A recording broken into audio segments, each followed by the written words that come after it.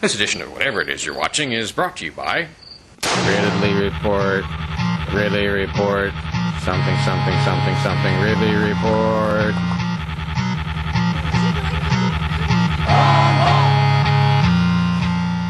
Ridley Report, Ridley Report, something, something, something, something, Ridley Report. Last time you were here, we talked about the panning issue. And I wasn't actually here last time. Well, whoever did, it gave me reason to look back at the rule, and I agree that panning is permitted. We're reading it too strictly, so you're allowed to do that. The cameras do have to remain in a steady position. Keene, New Hampshire District Court Judge Edward Burke doing the right thing last month. This is video from September 08. Judge Burke refusing to arrest me for openly violating his cameraman pan ban. But a few days later, on October 1st, Lensman Nick Ryder is in the same court and tapes this exchange. Be sending men with guns after me if I don't show up to your trial? One more word and I'll have you arrested. 3 weeks later, around October 22nd, a documentary photographer from New York calls the judge's office. He tries to get permission to tape this man's trial on October 29th. But he gets a shocking claim from court personnel. There's been a reversal in direction. Cameras, he says, are now completely banned. Although it may be that they are banned only for this man's trial. This man, by the way, is Ian Freeman of Keene, New Hampshire, on trial for refusing to crack down on his tenants over a couch they placed in the yard.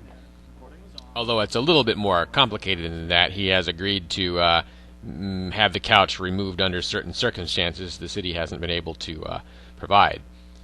Anyway, the couch controversy is generating a lot of attention on Judge Burke's courtroom and on Keene bureaucrats, so that there may be political pressure to keep cameras out to kind of squelch the news about the couch controversy.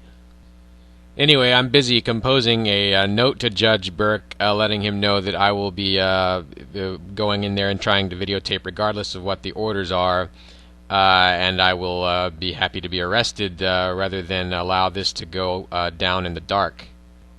This is a situation where we're used to having this right right might not be the right word, but we have the right, and we're used to government respecting the right.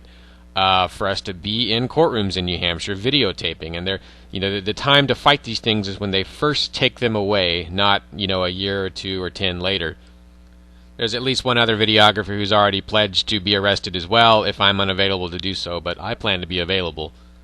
Again, the trial is October 29th. See the video descript for details, or visit calendar.nhfree.com.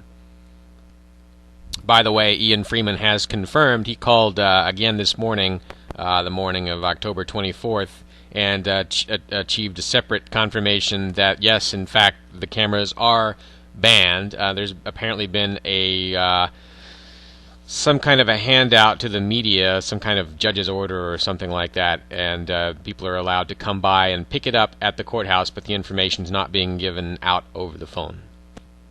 It's Dave Ridley signing out for RidleyReport.com this October 24th, 2008. Do you have a message for the Ron Paul movement? Do you have a product for the New Hampshire Liberty community? Then stop keeping it a secret. Head on over to RidleyReport.com. Email Ridley and purchase an ad. There is no humiliation nor privation Ridley will not endure to ensure your message gets out. RidleyReport.com